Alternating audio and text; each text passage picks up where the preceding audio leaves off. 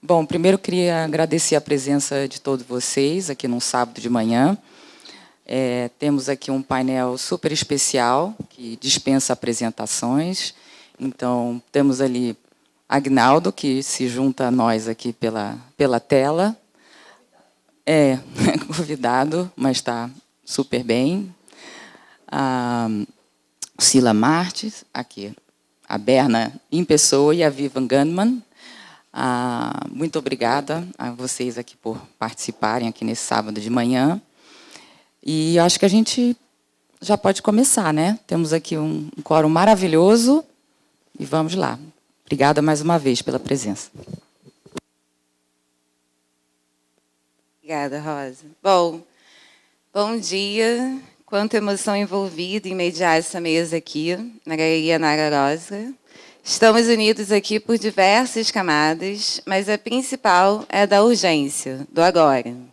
Essa última semana foi tão sensível e aqui estamos para conversar sobre essa produção extensa da Berna Reale, que permeia seu cotidiano como perita criminal no estado mais violento do Brasil, que são questões que também são do Brasil, do mundo, principalmente em países em desenvolvimento. Como a Berna sempre fala, não interessa o individual, e sim o coletivo, as universalidades dos símbolos. No período que antecedeu a exposição, esses últimos 2 anos, a Berna foi deslocada para trabalhar no presídio. E junto do momento tão frágil do mundo com a Covid-19, temas sempre presentes como violência doméstica, fome, arma, feminicídio, foram potencializados e, com todos esses incômodos e isolamentos, ela estende o seu campo de formalização, apresentando pela primeira vez uma série de pinturas. Então, agora a Berna é pintora também. Bem-vindos. Agora vamos às apresentações. A mesa só tem fera e seus currículos gigantes. Então, irei descrever a partir dos cruzamentos com a trajetória da Berna. Vou começar por mim mesma.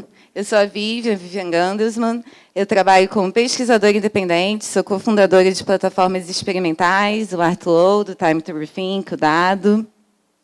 E eu eu conheço a Berna desde 2013, quando ela participou da coletiva Boletim, numa outra galeria. Na época eu fazia parte do quadro de vendas.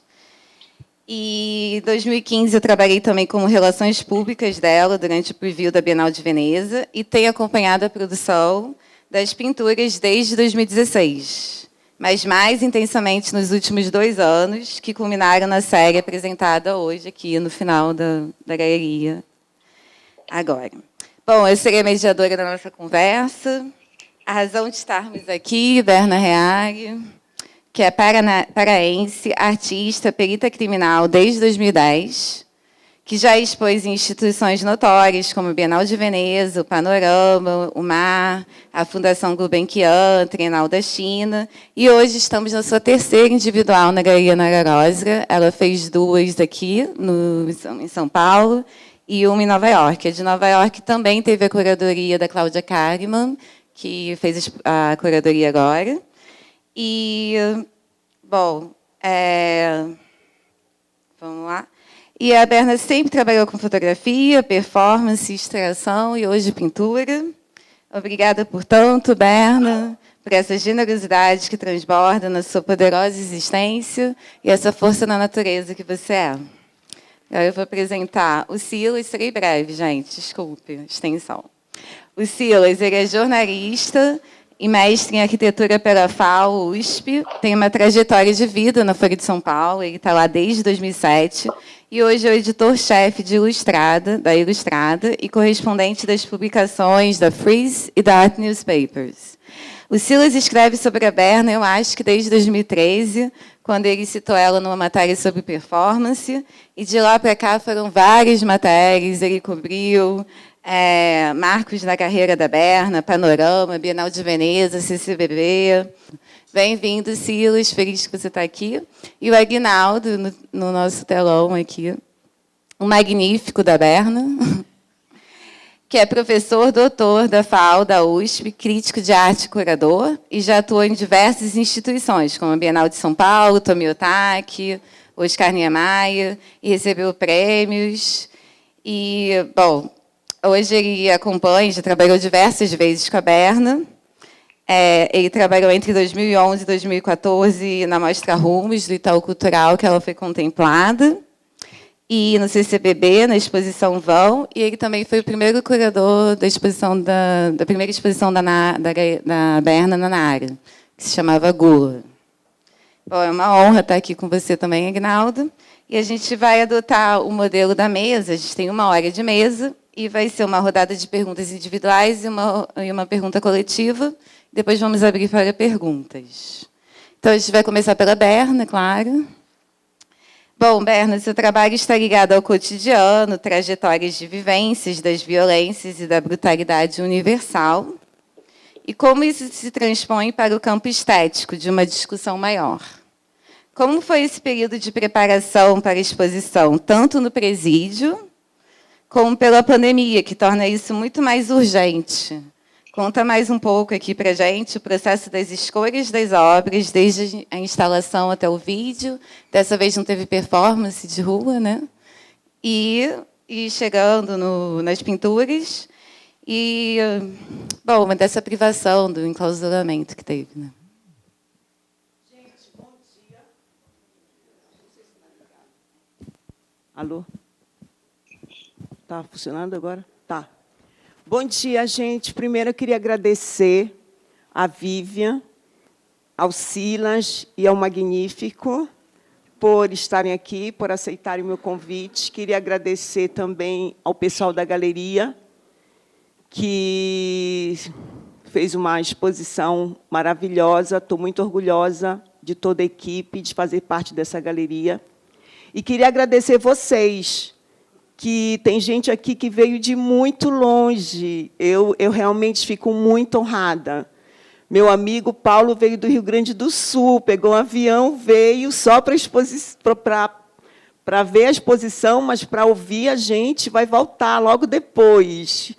Tem declaração de amor maior que essa pelo trabalho? Não tem. E muita gente também aqui, amigos queridos, que não puderam vir no vernissagem, estão aqui. E a todos vocês que tiraram um tempinho essa manhã para estar aqui. É muito legal estar do lado da Vivi, porque ela realmente acompanhou todo o meu último processo de estudo com as pinturas. Ela foi uma parceira muito grande, muito honesta, de dizer quando o trabalho estava legal e quando não estava, acompanhou mesmo, deu opinião mesmo, foi muito legal. Muito importante estar do lado do Silas, que pouca gente sabe, né? Mas o Silas já acompanha meu trabalho e eu tenho um respeito, acho ele brilhante, acho ele um ponto fora da curva para a idade que ele tem. E o Magnífico é, enfim... Dá o meu nome, Berna, pelo amor de Deus. Senão o pessoal vai começar a achar que esse é o meu verdadeiro nome. O Magnífico Aguinaldo Farias, que para mim vai ser sempre o Magnífico, porque é um cara que realmente me fez ser essa artista exigente. Eu sou insuportável por causa dele, mas outra hora eu conto por quê. Gente, realmente, essa exposição ela é o resultado de um trabalho de mais de 2 anos, principalmente durante a pandemia, onde eu fiquei trabalhando dentro de um presídio e onde eu realmente vi o quanto somos egoístas e privilegiados. Porque eu via muito na internet, eu acho que todo mundo viveu muito na internet durante a pandemia, e eu via as pessoas reclamando muito, né, de não poder sair, da sua vida ter sido blocada, de não poder ver parentes, de não poder encontrar amigos. E, nesse período, eu estava dentro de um presídio. E haviam celas no presídio com mais de 20 pessoas. E aquilo me fez pensar muito em como a gente não vê esse outro mundo, como esse outro mundo parece alheio, né, na nossa vida, nós que vivemos aqui do outro lado. E essa exposição foi construída pensando nisso, pensando nessas pessoas, principalmente nessas mulheres, mas também eu não pude fazer performance de rua, que é uma coisa que eu amo fazer. Eu acho muito engraçado quando as pessoas falam assim, a Berna migrou para a pintura. Eu não migrei para lugar nenhum, eu estou fazendo pintura, eu acredito que o artista ele pode fazer o que ele quiser, ele pode se expressar pelo meio que ele quiser, desde que ele tenha, ao meu ver, isso já é uma coisa minha, responsabilidade com o que ele vem fazendo e com as exigências que ele tem como artista. E não foi fácil eu mostrar esse trabalho. A pintura ela necessita de tempo, é uma coisa que eu venho tentando fazer. O Magnífico sabe, o Agnaldo Farias, que ele quer que eu chame ele pelo nome. O Agnaldo sabe que desde 2015, mais ou menos, porque ele foi uma das primeiras pessoas que eu mostrei a pintura, eu venho tentando esse suporte, tentei vários suportes, essa linguagem, tentei vários suportes, passei pelo tecido, depois pela madeira, até que eu cheguei no aço, né? E eu realmente queria muito uma linguagem onde eu pudesse falar da cena do crime, que é uma coisa que eu vejo diariamente na minha outra função como perita criminal, de uma maneira plástica. Porque a fotografia, eu não sou uma fotógrafa de registro, eu sou uma artista que cria uma imagem fotográfica.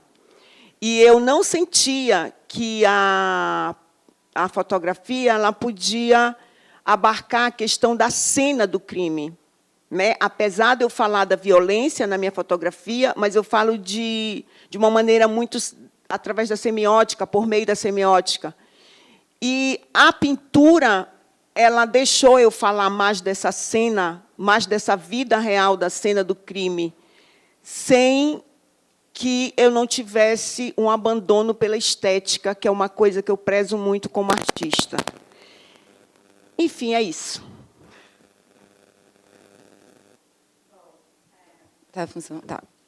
Bom, aproveitando que você fechou com a pintura, vamos ver com o Silo como ele gostaria que, se você pudesse contar a sua percepção das pinturas, crítica, e esse novo elemento que acompanha a linguagem estética da Berna. Como foi esse encontro?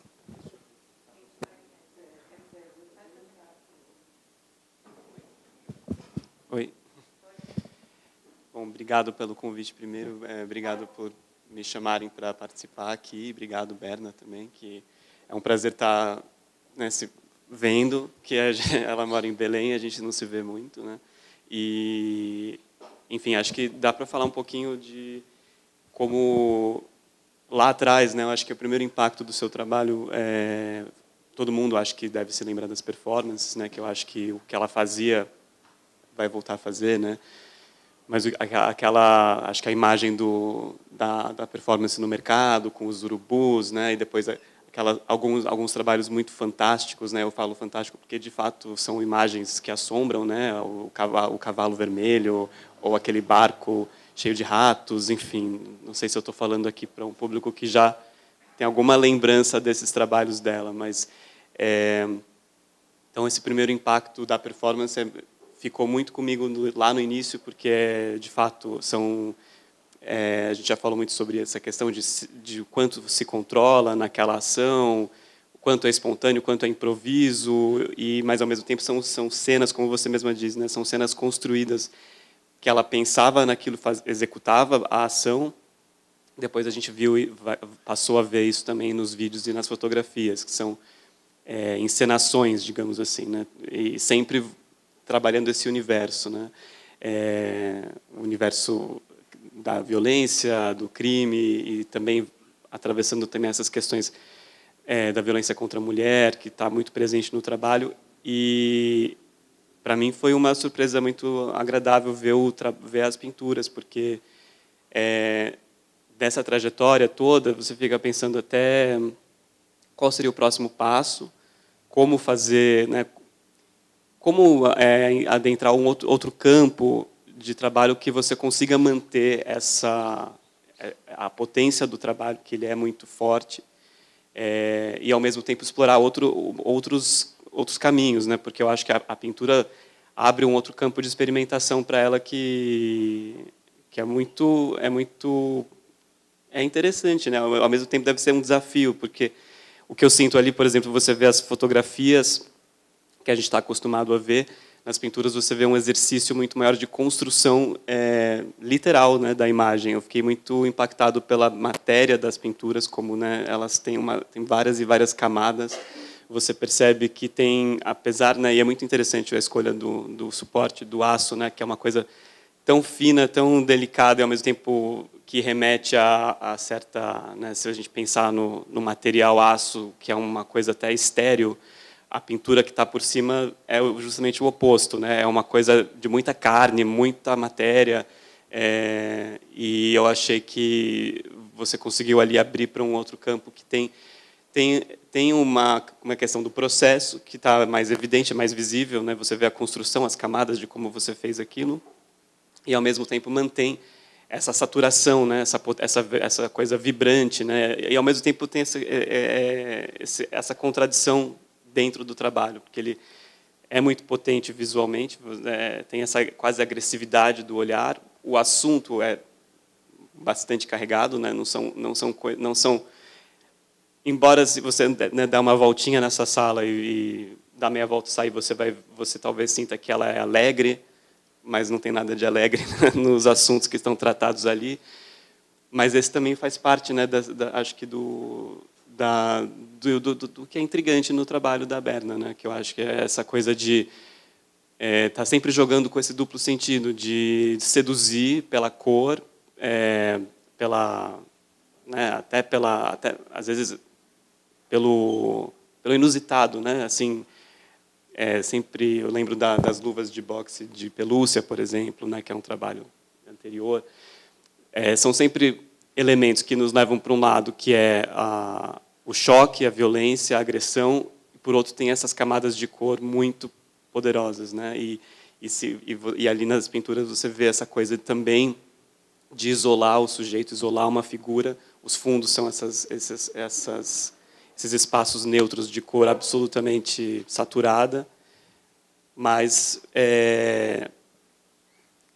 tem toda essa coisa contraditória, intrincada da própria construção da figura, que eu acho que isso que me chamou mais a atenção, essa coisa de ser um processo, de serem várias camadas, de ter um gestual forte, mas ter essa síntese ainda, que é isso, né? É um ataque, mas é um afago, assim, é uma coisa que transforma o trabalho numa coisa mais magnética, assim. Você não consegue parar de olhar, né? Se você fica naquela sala, você quer ficar olhando e vendo até o que mais você vai achar naquela pintura, né? São alegorias, tem os símbolos que estão ali presentes, mas ao mesmo tempo eu acho que é o impacto dessa matéria, dessa carga num suporte tão delicado. Isso para mim abre outro campo de exploração no seu trabalho, né? Então, para mim, o primeiro impacto da pintura foi essa, e eu acho que, como você mesma disse, não é migrar para lugar nenhum, porque você entende a trajetória do que foi feito até aqui e como isso chegou lá, né? Você disse que tinha testado outro, eu não vi as anteriores, né? Ela me contou que fez outros tipos de pintura, tentou outros tipos de representação e no final chegou nesse que está aqui, que eu acho que é um conjunto bem feliz de pinturas e acho que é isso, né? Acho que não nega o que veio antes e é muito potente, né? Acho que... Obrigada, Sila.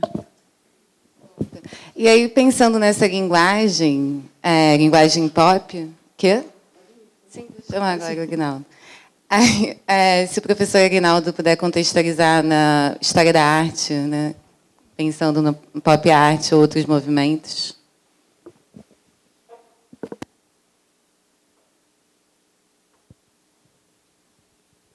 Bom, espero que todos estejam bem.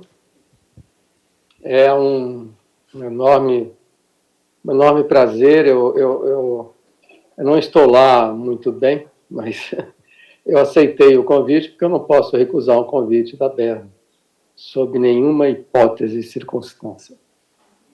É um caso de amor antigo, então a gente tem que respeitar isso. Mas eu quero, antes de mais nada, falar da minha alegria em estar aqui, junto com você, Vivian. Está aqui à distância, né? Junto com o público que eu não estou vendo, então é muito curioso isso, porque eu estou vendo só, basicamente, vocês três. Mas, enfim, eu fico muito feliz de estar aqui, muito honrado de estar aqui para conversar nessa exposição feita pela minha amiga Cláudia Kallerman, que eu também queria fazer uma menção. Ela tem um trabalho muito importante, especialmente na área da produção feminista, um trabalho, artistas que têm uma entrada mais política. E também o meu prazer em estar em companhia do Silas, que eu respeito muito, acompanho desde o começo o trabalho dele.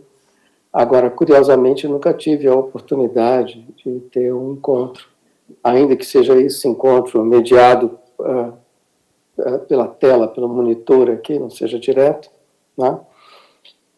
Mas não deixa de ser um encontro e, bom, aliás, nós nos especializamos em encontros virtuais nos últimos 2 anos. Agora que estamos saindo dele, e não estamos exatamente saindo, e a minha presença aqui é uma prova disso. Quer dizer, a coisa vai meio do jeito que dá, meio mambém. Vivian, você me pergunta sobre algumas referências dentro da história da arte, uma pergunta mais específica, né?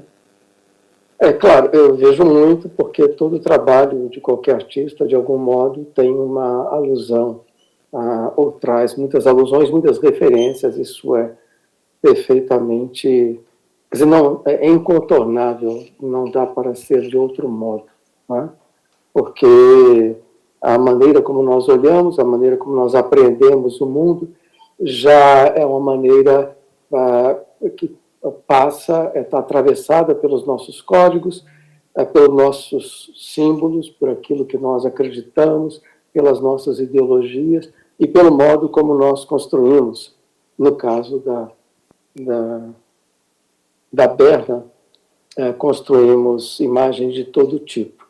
Tá? Imagens que são construídas, como estão vendo agora, no caso, produzidas ali à mão, com pincel e tinta, até as fotos que não são exatamente fotos documentais, nunca são registros de performances que ela mesma realiza, ou que ela, como uma diretora de arte, termina encenando, como é o caso desta que está atrás de vocês, esse cabelo muitíssimo impressionante, essa imagem, diga-se de passagem. Então, eu lembro, um dos filmes que mais me impressionou na vida, para já entrar numa espécie de resposta, tá? Porque essa resposta é uma janela aberta para o infinito, você pode abordá-la de várias maneiras. Mas um dos filmes que marcou a minha adolescência, marcou a minha geração, marcou-me profundamente, foi 2001, Odisseia no Espaço, do Stanley Kubrick, e aquele que é exatamente, ou precisamente, naquele corte que é considerado talvez o corte mais ambicioso da história do cinema, pela maneira como ele comprime a famosa cena do macaco, quando ele toca no monolito, e depois ele descobre a arma, e a partir da arma, que é um pedaço de osso, que é um osso, ele consegue, com sua comunidade, com seu grupo, se apossar de um pequeno lago, um poço, de onde eles haviam sido expulsos por uma outra horda, como eles. E graças a esse osso, a essa arma que então descobre, essa exponenciação da sua violência, da sua força, através do osso, que é um instrumento, eles reconquistam o espaço, e aí o fecho dessa esse segmento. Eu sei que eu estou sendo redundante, muita gente já assistiu, mas no caso é importante lembrar, tem então esse famoso corte, que ele fica batendo, meio que em câmera lenta, a câmera de baixo para cima, dando uma grandiosidade, uma eloquência enorme para aquilo tudo, e ele vai batendo no osso, batendo em outros ossos, usando o osso, até que o osso sai voando para cima, e na hora que ele vai descer, o Kubrick faz o corte, e você tem uma nave, na verdade, uma nave espacial, na verdade, uma estação orbital que tem circular, e é muito impressionante, porque você sai daquele som, primeiro, que é o Strauss, que é um marco da modernidade, assim falava Zaratustra, que por sua vez é uma referência, aí já no título, a um livro-chave da modernidade, que é o livro do Nietzsche, e passa para uma valsa, tá? Passa para Danúbio Azul. É uma coisa muito impressionante esse corte. Uma das leituras possíveis, a violência está desde o começo, desde o princípio. Nós somos o que somos através da violência. E isso é tão forte, tão intenso, que leva-nos a perguntar, bom, a violência não é estranha, né? A violência não é estranha a nós, ela é algo que está dentro de nós, não é? Nós nascemos por intermédio de uma expulsão, o que não é nada simples. E a primeira maneira, inclusive, de aferirmos se estamos vivos ou não, se aquele que acabou de nascer está vivo, depois dessa expulsão, depois ele está ali abrigado no útero, que deve ser uma situação maravilhosa, como o Freud nos explicou, porque o tempo todo, de algum modo, a gente está querendo voltar para lá. E aí nós esperamos a criança chorar. E se ela não chora, dá-se um pequeno tapa para que ela chore. A violência, então, ela é constitutiva, ela é intrínseca a nós. E aí nos leva a pensar, leva inclusive à constatação de quão naturalizada ela é. Não é? Ela é naturalizada, em algumas comunidades, ela é perfeitamente naturalizada, a tal ponto que aquilo que para nós é uma violência, para ela não é. Não é? Quando a gente lê livros, como, por exemplo, a Odisseia, onde os deuses vão ofertando, vão criando obstáculos, os mais terríveis, para a viagem do Ulisses. Então, tem o herói é aquele que se faz através do intermédio da violência contra a violência que é feita contra ele. Então, isso é um dado que eu acho que está em nós e que a nossa querida Berna faz. Ela consegue pegar essas imagens, ou ela consegue produzir imagens que, de uma maneira, às vezes mais sutil, às vezes não, mas nunca são literais, nunca são panfletárias, muito embora você olhe e entenda perfeitamente o que ela está fazendo, mas aí ela alude a isso. Por exemplo, essa imagem que está aí, essa mulher que a gente não vê o rosto, vê só os cabelos, e eu lembro daquela famosa passagem do filme do Buñuel, em que é um homem sempre apaixonado por uma mulher e ela nunca se dá a ele, e ele vai ficando completamente histérico ao longo do filme. Não sei se é o fantasma da liberdade, é possível que seja. Mas há um momento em que ela finalmente se entrega, mas não exatamente se entrega. Ela entrega os cabelos. Ela se vira de costas para um portão, que é uma grade, e coloca os cabelos para fora, e ele, do lado de lá da grade, pega nos cabelos. O cabelo como um índice da sexualidade. O cabelo como aquilo que você não consegue reter, e ele vai crescendo, e é um fetiche, claro. Ele é um elemento muito forte no que é um dos signos mais eficazes na constituição do feminino, e não apenas do feminino. né? Mas eu não preciso lembrar para vocês da força do cabelo em Rapunzel. Nós temos, por exemplo, o grande Tunga, ele lida com tranças, muitos trabalhos dele são ligados a isso. Ele vai falar da Teresa, a Teresa são aqueles lençóis com que os presidiários eles conseguem escapar da prisão, porque vão amarrando os lençóis, fazendo como que uma corda de lençóis, e com isso eles, com esse instrumento, eles saem para fora do lugar onde eles estão aprisionados, do mesmo modo como Rapunzel permite que o príncipe suba até a torre, jogando as tranças. Ele sobe pelos cabelos.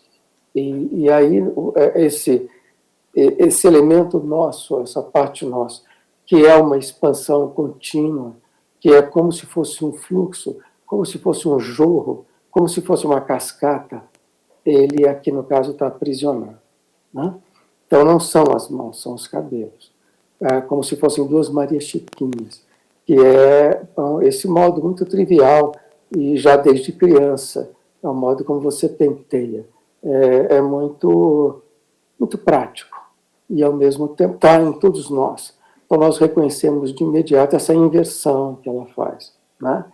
E o que eu acho muito impressionante no trabalho da Berna é a capacidade que ela tem de lidar com signos, que são, mas de alguma maneira, revê-los, né?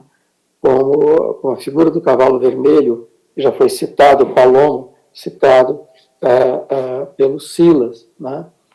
E uma ideia de uma imagem imponente de uma figura a cavalo, e essa figura a cavalo, ela não é homem, não é mulher, ela é simplesmente esse tipo de bicho que nós somos também, que nós somos, é uma mordaça, que é uma focinheira, porque nós podemos ser muito perigosos, não é? Nós estamos vendo agora, nesse mundo que nós estamos vivendo, profundamente polarizados, um mundo muito polarizado, aqui no Brasil, mas não só no Brasil, isso é no mundo todo, né? Como que amigos, parentes, enfim, gente muito próxima, e nós mesmos nos transformamos em verdadeiros animais. A coisa é muito estranha.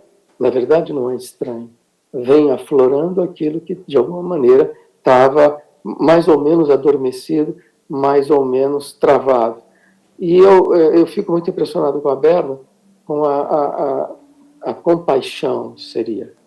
A capacidade de estar no lugar do outro. Então, aqueles que estão à margem, nós de algum modo, situados na Avenida Europa, gostaríamos que eles continuassem à margem. E ela vai para dentro dos presídios. E ela vai trabalhar na cena do crime. Ela tem essa coragem e ela traz notícias para nós. Por isso que, inclusive, eu entendo perfeitamente que ela exponha na Avenida Europa, porque é fundamental que essas mensagens cheguem para nós, né? Nós sabemos dela pelos jornais e mesmo na esquina dos carros, na esquina das ruas. Só que os carros, eles são cada vez mais blindados. E aí o próprio mundo lá fora fica parecendo uma tela de cinema, fica lá fora. Mas o tempo todo esses vidros e essas telas são perfuradas. Elas entram, até porque entram em tudo, entram até pela forma dos supositórios que ela mostra para nós. Então, quando ela aproxima uma mulher indígena de uma mulher com burca, aí ela fala da condição feminina nos mais variados quadrantes do planeta, em todos os cantos e em todas as épocas, que são tradições completamente distintas, e elas estão atrás de um arame farpado. E também quando ela coloca 4 patas, 2 pretas, 2 brancas, disputando um osso, e aproxima essas patas das mãos, e as mãos que na verdade são patas, ela lembra-nos disso, desse nosso modo de ser, né? Dessa disputa. Isso aqui parece uma arena, onde vai ser dada a largada da luta. Então, o trabalho, ele sempre choca, sempre impressiona, assim como essas pinturas recentes. Fiquei muito impressionado. Claro, tem uma lembrança da Marlene Dumas, a grande artista sul-africana que mora na Holanda, mas tudo isso são parentes, né? Quando eu falo parentes da Berna, a Berna ela tem esse tipo de parentesco, é claro, e assim como eu citei o Kubrick, não é à toa, porque a verdade você termina evocando, enfim, as associações, as coisas vêm e te visitam.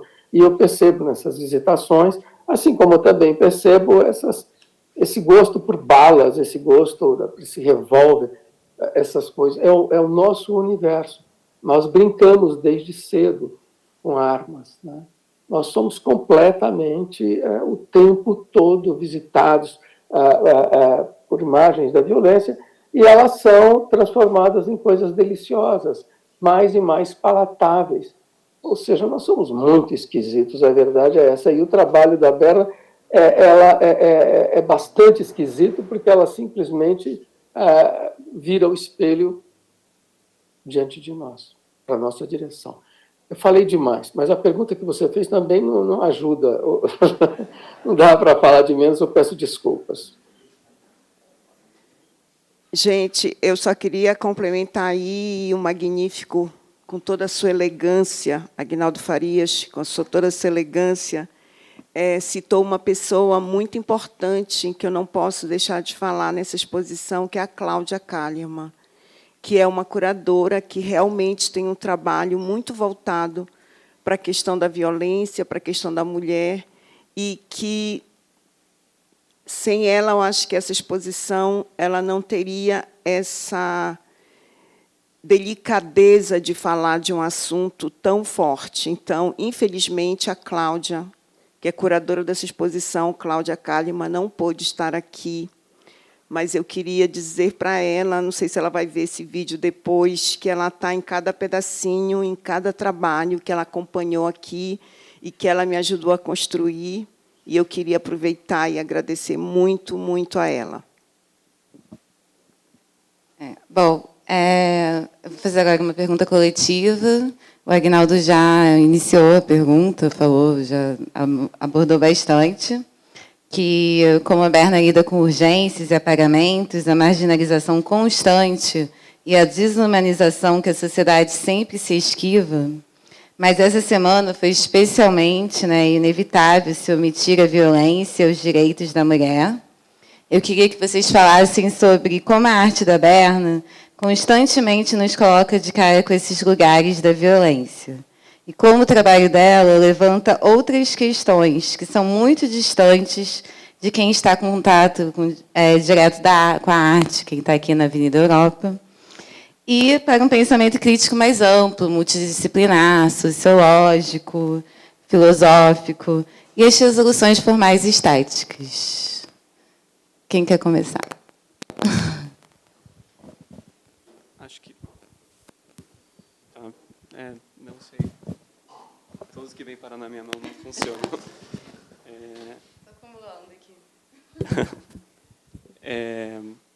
Não, eu voltando um pouco...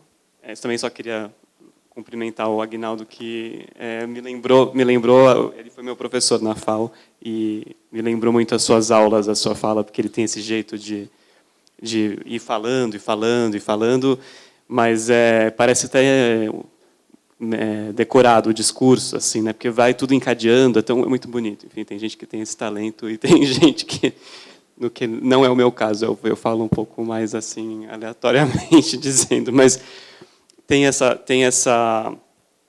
urgência, essa brutalidade na obra da Berna que eu acho que não assim, espanta o artista que vive no Brasil e não tem isso na sua obra, né? Assim, claro que o mundo da arte, o Cubo Branco, as galerias, o Jardim Europa, enfim, isso tudo é o mundo da arte também, mas os artistas não entram nele porque eles viviam num cubo branco, né? Os artistas, cada um veio de algum lugar e teve alguma experiência e sentiu alguma coisa para chegar ao ponto de fazer a sua obra.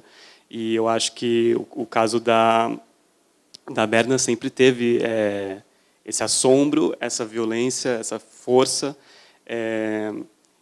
E isso, claro, ao longo dos anos vai mudando a forma de se fazer, a forma de se apresentar, né?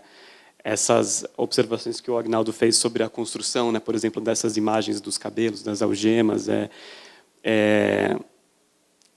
tem esse caráter de síntese muito forte, né? Você, como ele disse, né? Você olha, entende do que se trata imediatamente, mas esse imediatismo, essa urgência, ela também mesmo as construções como elas são apresentadas assim já prontas, quando você está diante do trabalho na galeria, eu pelo menos eu não consigo deixar de pensar nas performances e no tudo que está dentro, né? Ou seja, o trabalho da Berna sempre foi uma reação muito visceral ao momento, ao que está acontecendo, e eu acho que aí na evolução do trabalho foi se tornando cada vez mais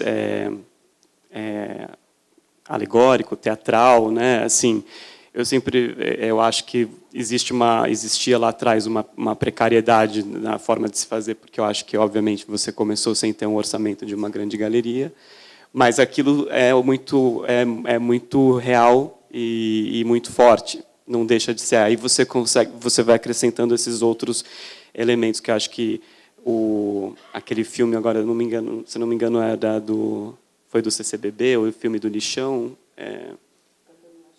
Isso.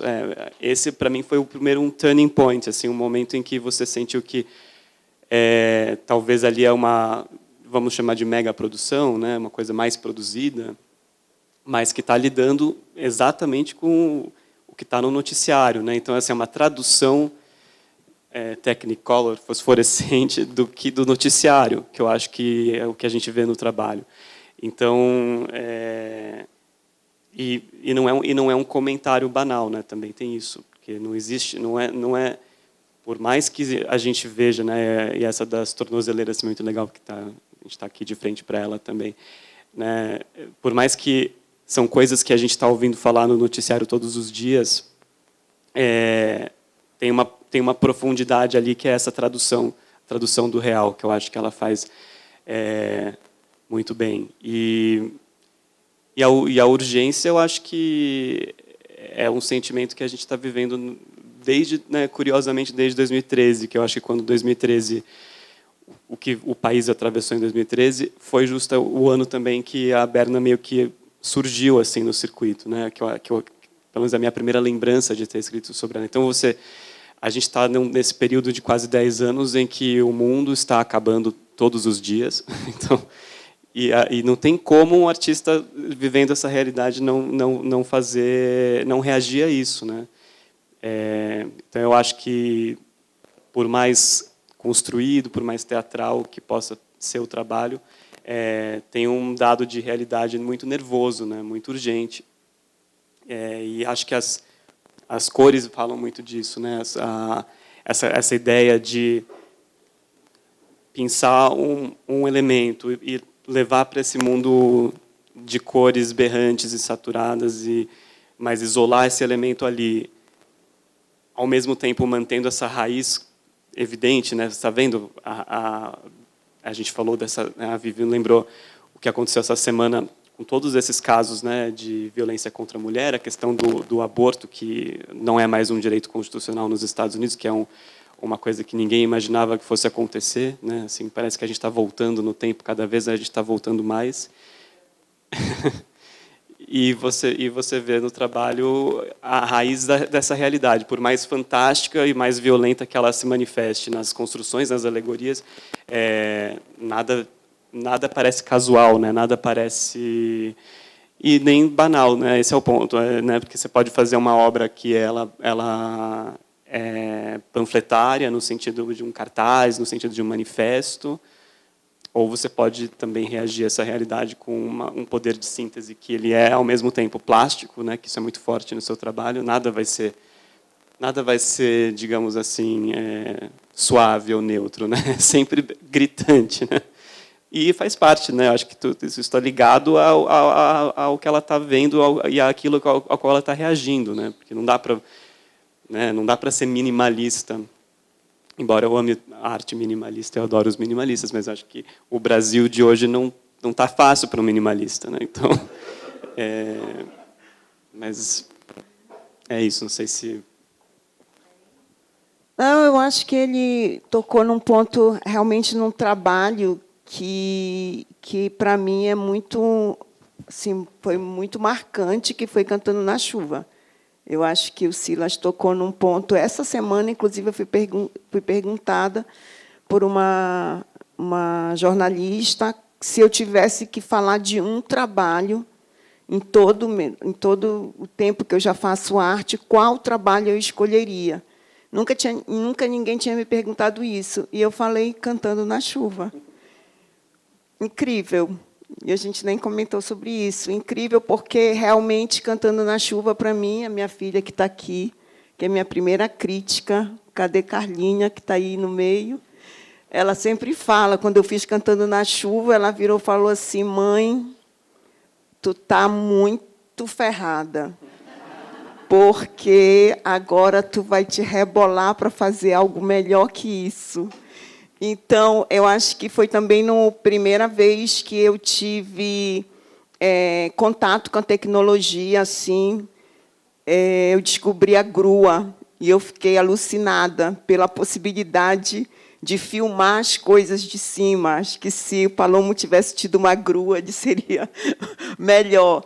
Mas, realmente, essa questão de você ter acesso, de você ter um apoio, né, para fazer um trabalho, isso é muito importante. É uma coisa que eu sempre falo que arte se faz também com estrutura, com apoio.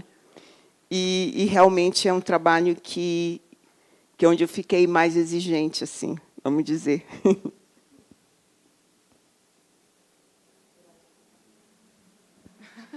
Aguinaldo, você gostaria de complementar?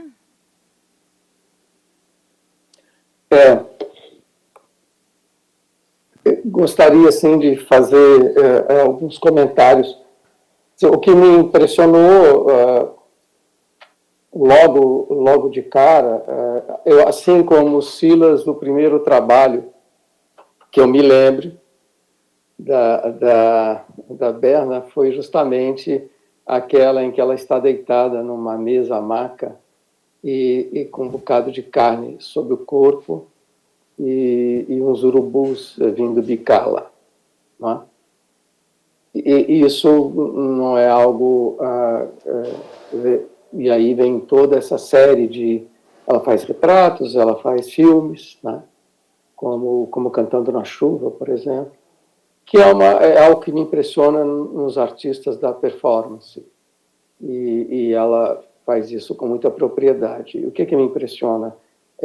Eu havia dito da compaixão, dela se colocar no lugar do outro, dela se aproximar, ela entrar e no nervo, vai lá dentro mesmo, não evita. E os artistas de performance, os artistas dessa mesma linhagem, que a Berna tem isso, tem esse dado que é o dado ritualístico.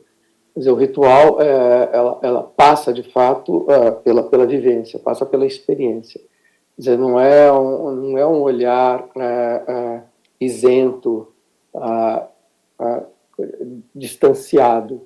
Não, isso para a Berna não vale. Então, ela passa por situações que são, de fato, terríveis, mas sempre numa outra chave. E essa chave, ela não cai na literalidade, portanto, ela não simplesmente reproduz o que acontece, mas ela mostra dimensões que frequentemente são insuspeitas, porque diante do horror também, nós paramos da superfície, e ela faz com que a gente entre em dimensões mais profundas, mostrando sobre um outro lado, sobre uma outra perspectiva, como aquele trabalho que ela apresentou justamente numa exposição que eu a convidei no Centro Cultural Banco do Brasil, aonde ela ficava mexendo no gelo, numa montanha de gelo, com dois homens que ficavam simplesmente levando gelo para lá e para cá, que era uma fábrica de produção daquele gelo, e ela quase totalmente despreparada para aquilo, usando um fone de ouvido cor-de-rosa com 2 pompons, assim, como se fosse... É uma ideia de conforto, que é essa mesma contradição dessas cores almodovarianas, não é? Que são sempre sinais trocados. Ao mesmo tempo, eu falei, Berna, como é que você aguentou ficar dentro desse frio? Eu não entendo, assim, eu acho extraordinário. Claro, porque era para ter apanhado uma bronquite até o final da vida. Isso faz, obviamente, mal. E é coisa que Marina Abramovic, que é uma artista referencial, tão próxima à Berna, que a Marina Abramovic roubou um trabalho dela. Você vê, essa proximidade é muito curiosa. Os artistas vão produzindo coisas, é muito interessante. Então, esse lado do trabalho, essa investigação, e nós temos alguns artistas, assim, queria mencionar, por exemplo, Paulo Nazaré, queria mencionar a Laura Lima, enfim, nós temos artistas dessa linhagem, né? Agora, a Berna está tocando num outro assunto, e o assunto é o universo feminino, basicamente, embora não só, né? Ela vai discutir a violência, mas eu fiquei muito impressionado com a ideia que eu vi a primeira vez na Bárbara Kruger, quando ela escreveu um dos trabalhos que ela fez, que era um outdoor, que ela mostrou aqui no Brasil, inclusive, quando eu trabalhava no Museu de Arte Contemporânea, e ela, a convite dessa pessoa maravilhosa, que é a Ana May Barbosa. Aí a gente faz até uma pausa, porque a Ana May Barbosa é uma pessoa que ela deveria ser celebrada. E ela trouxe a Bárbara Kruger. E a Bárbara Kruger fez um outdoor que ficou lá do lado de fora do Museu de Arte Contemporânea, na USP. Ou seja, quase ninguém viu, e era extraordinário, que era um oftalmologista, era uma imagem branco e preto, era uma imagem que ela se apropriou, ela não fez essa imagem, e o cara estava examinando uma mulher, e ele estava com aquele aparelho que lança uma luz dentro da retina, entra pela pupila, não é? E a mulher, era uma imagem linda, e a menina estava assim, com aquele olho iluminado por aquele homem que estava em cima dela, penetrando-a com a luz. E ela colocava assim na diagonal, lembre-se, não sei se tinha esse lembre-se, mas era uma coisa assim, o seu corpo é um campo de batalha. E acho que tinha, lembre disso, sempre. Esse tipo de advertência está sempre na Berna. Por exemplo, esse trabalho, essa fotografia em que aparece um corpo nu sobre um fundo vermelho e que tem uma espécie de saiote feito com luvas cirúrgicas, isso é muito impressionante, né? À primeira vista, à distância, isso parece simplesmente um saiote. Chegando perto, você tem isso, bom, isso é um corpo morto, o que é isso? E esse saiote feito com luvas cirúrgicas. Então, o corpo está sendo o tempo todo examinado. Ela fez um outro trabalho, inclusive, com aquele instrumento com o qual você faz abertura no canal vaginal para que os ginecologistas, enfim, ou induções de parto, o tempo todo é sobre o corpo, como o corpo é violado, como o corpo é penetrado, como o corpo ele pode ser destripado. Não é? E são essas as violências, não é? São cotidianas, violências de todo tipo. Quem é que não ficou muito assustado quando era criança de ir ao dentista? Não é? Mas tem violências que são mais sancionadas, são violências mais esperadas, mas não são menos violências. E, às vezes, a gente começa a questioná-las e percebe o quão elas são drásticas, podem ser muito drásticas. E aí eu queria passar para um outro trabalho que também está aqui, que é mais de um, que são essas, parecem formas de bolo, não é? Não sei se exatamente são formas de bolo, mas eles estão empilhados. Tem o formato de bolo de festa, né? E o que é interessante é que bolos de festa, com as suas diversas camadas, né, faz uma base maior, coloca um outro que usa o primeiro como base, assim sucessivamente, que são os famosos bolos de casamento, né? É o mesmo princípio arquitetônico do zigurate. O zigurate é o antepassado da pirâmide. É a ideia, assim, toda a construção começa pelo empilhamento. Então, vem muito a calhar essa colocação feita pelo Silas, com a sua habitual acuidade, porque esse trabalho mostra que tipo de minimalismo a Berna acha possível no Brasil. Porque é um gesto de empilhamento que você vai encontrar no Carl André, tá certo? Então, que é um gesto atávico, que remete lá ao princípio ancestral do empilhamento, vai colocando uma coisa em cima, isso é o princípio da arquitetura, tá certo?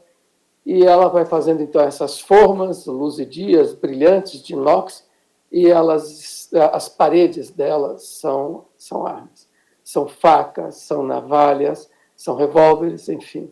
É disso, é de violência que está impregnada toda a arquitetura, seja uma simples arquitetura de bolo, seja um prédio.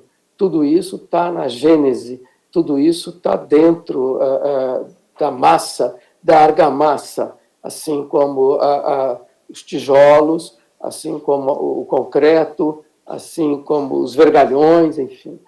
É dessa violência que se fala, violência contra o mundo, violência mútua, o tempo todo está. Então, de fato, um olhar muito penetrante, que, óbvio, faz as delícias dos sociólogos, dos antropólogos, dos políticos, se eles prestassem mais atenção em arte, né?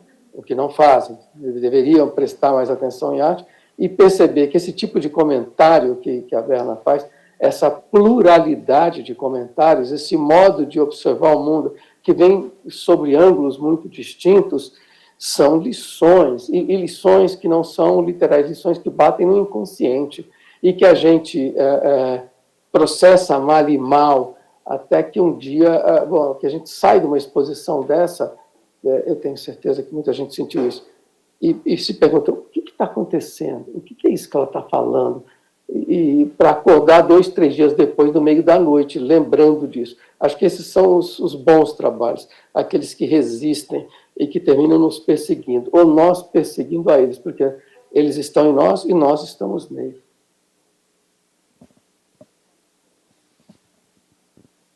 É sempre encantador escutar o Aguinaldo. Bom, a gente vai abrir para perguntas, já passamos de 1 hora, então vou abrir para 2 perguntas. Alguém?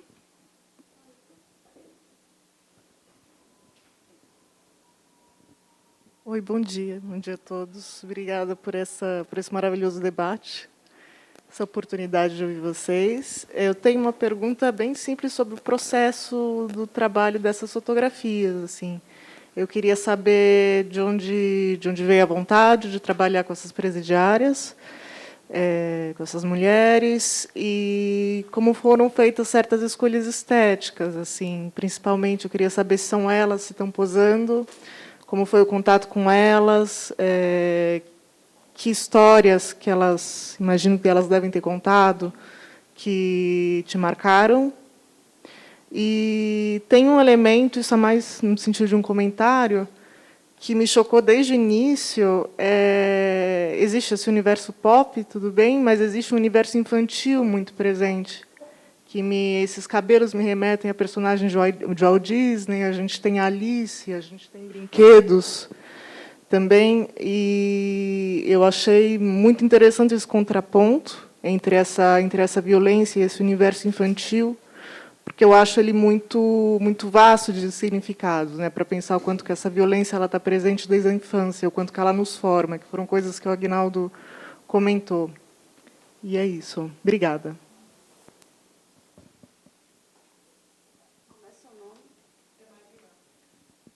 Oi, Marina. Algumas dessas fotografias foram feitas com ex-presidiárias que continuam cumprindo pena. Então, essa aqui é uma moça que está há 3 anos com essa tornozeleira e agora tem uma lei, né, vigente há pouco tempo, que até 1 ano podem ficar com seus filhos. Então, você imagina crianças e adolescentes convivendo dentro desse espaço que, para mim, é muito duro, muito brutal.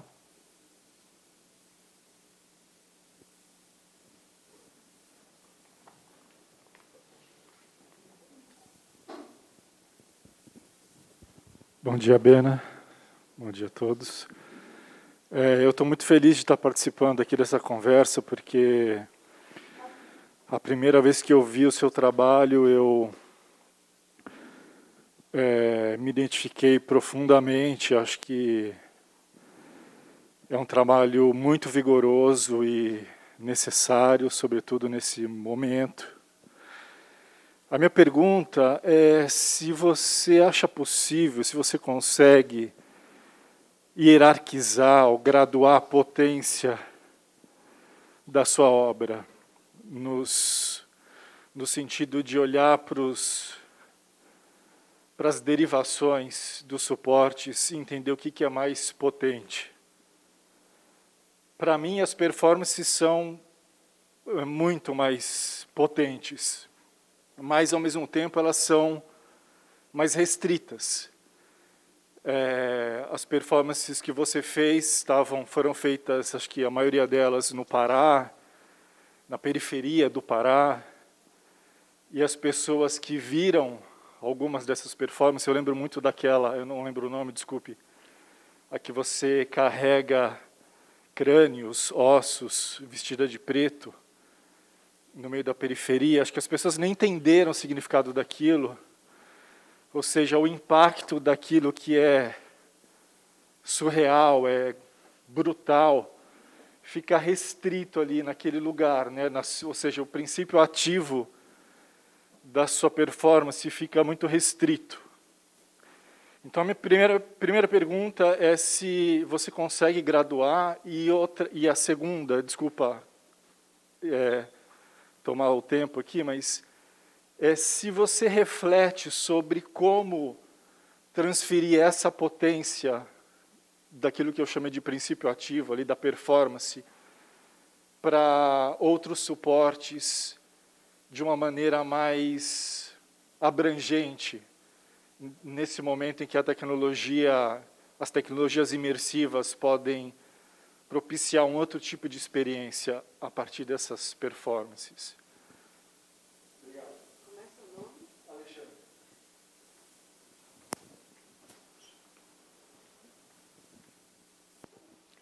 Alexandre, obrigada pelas duas perguntas. Bom, vou tentar responder.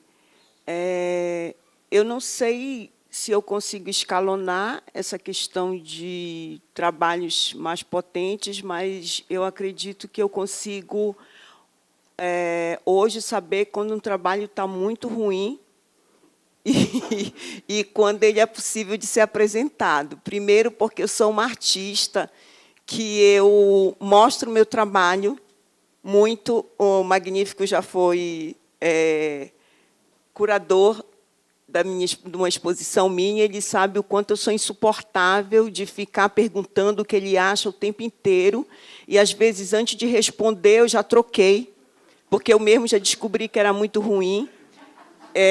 Eu tenho uma filha que está aqui, vou voltar a falar nela, eu tenho duas, né, mas uma não está presente, que mora fora, mas é a Carla, que eu tive a sorte de ser uma menina que gosta de ler e fez filosofia durante um tempo. Ela é minha primeira crítica. Tem um trabalho que eu fiz muito ruim quando eu estava começando, segundo ela, meu pior trabalho. E, quando eu estou fazendo um trabalho, eu pergunto para ela o que é que ela acha, ela fala: ai, mãe, isso está parecido às bandeirinhas, está muito ruim. E, quando ela fala que está bom, que eu tenho que continuar, já é um sinal. Mas, de tudo que eu consigo mostrar, eu falei de Cantando na Chuva, porque eu tinha que dar um exemplo, mas eu acho que, de tudo que eu consigo mostrar, eu fico assim já bem contente. Claro que tem trabalhos do início que eu não mostro nunca mais. Tem trabalhos que eu já coloquei em exposição que eu não... que tem em algum livro que eu rasgo a folha, não quero ver. E eu acho que o artista é isso, ele vai querendo sempre fazer o melhor, né? O meu trabalho do início, apesar de eu não ter toda a infraestrutura que eu tenho hoje, mas o Magnífico falou uma coisa que é um trabalho que me orgulha muito, que é Quando Todos Calam, que eu estou naquela mesa. Ele, por mais com o mínimo que eu tinha na época, ele plasticamente é um trabalho que me orgulha muito, né? Então, acho que não é essa questão de escalonar um trabalho, mas de você conseguir resolver um trabalho, né? Eu sempre falo que eu não sou uma artista que gosto de palavras dentro do meu trabalho. Eu já falei isso para o Magnífico, conversando uma vez, que as únicas palavras que eu gosto são o título, porque eu acho que, às vezes, você tem que dar uma pistazinha do que você quer falar para o espectador, mas eu não gosto de palavras dentro do trabalho. Eu acho que, assim, uma opinião muito minha, que quando você coloca uma frase dentro de um trabalho, é porque ele não conseguiu se resolver pela imagem, e é uma luta que eu tenho comigo mesmo, sabe, de tentar falar do meu trabalho só com a linguagem visual da imagem. E a outra pergunta que você fez foi... Esqueci agora. A questão da performance. Tá. A questão da performance, ela é um trabalho que ele acontece em várias camadas, porque tem a questão da performance da rua, que ela é insubstituível, que eu amo fazer, né? Que tem uma adrenalina que nenhuma outra linguagem até agora que eu tenha encontrado é igual, que você está lá direto com o espectador, com o transeunte, com as pessoas, né? E, nesse trabalho que você citou, as pessoas se benziam quando eu passava. E isso foi muito interessante, porque eu só vi no vídeo. Mas tem uma forma de você resguardar esse trabalho e mostrar e ser mais abrangente, que é a forma que você registra o trabalho, que eu registro por meio de vídeo e fotografia. Então, é uma maneira de você levar o trabalho para outro momento, que não é Belém. Por que Belém? Né? Porque é muito caro fazer performance, e é muito mais caro fazer performance num lugar que não é o seu lugar. Em Belém, eu conheço todos os lugares, praticamente, eu nasci lá. Então, é muito mais barato, é muito mais confortável. Eu conheço as ruas, eu conheço o espaço urbano. E, quando você é convidado para fazer uma performance fora, geralmente as pessoas querem que você faça performance em uma semana. E isso é impossível, porque eu não consigo ir para a rua, e toda vez que eu fiz isso, é muito difícil. Eu fiz isso uma vez, e eu passei 15 dias, já foi difícil. Imagine passar uma semana no lugar e fazer performance na rua. Então, eu faço em Belém por uma questão mesmo de estrutura. Nós já passamos da hora, mas vou abrir para uma última pergunta.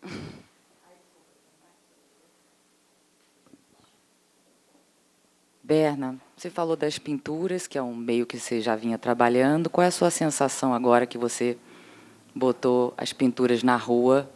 Como é que está sendo essa relação? Como é que você está encarando daqui para frente aí? Estão maravilhosas.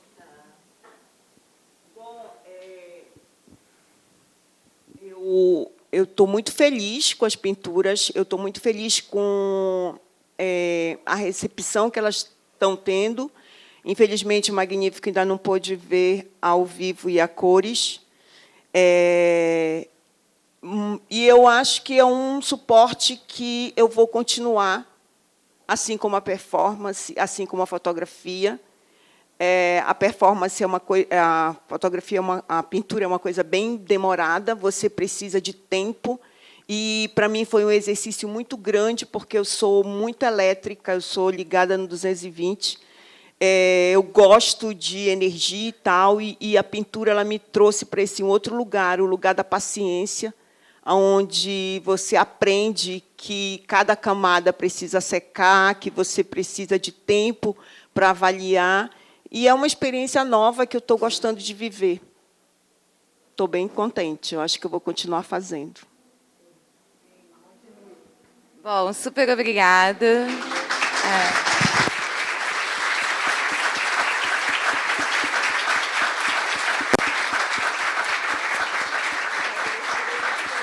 O lugar da paciência.